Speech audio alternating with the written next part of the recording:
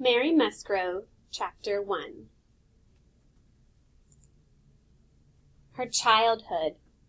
About 300 years ago, a girl named Kusapanikasa was born in the Creek village of Coweta. Coweta was near the present-day city of Macon, and that's in Georgia.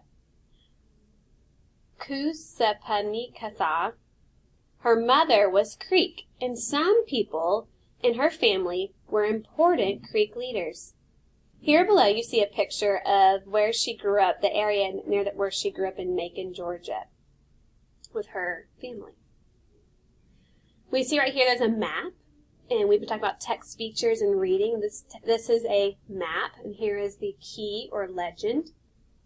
This caption says, English settlers lived in colonies along the east coast of the present-day United States. So we see right here the purple area is the English colonies, and the orange, this is where English, so you can see where they came over, the English settlers came over and made a colony.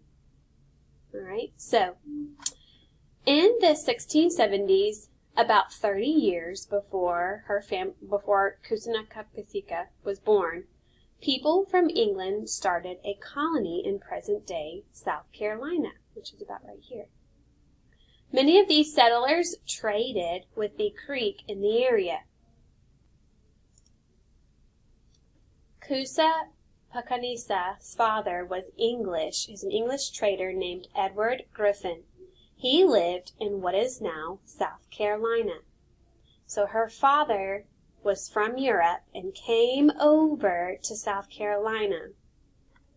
He was an English settler, whereas her mother, we learned, is a Creek Native American. And that's the first chapter about Mary Musgrove. So we learned where she was born, who her mother was, and who her father was.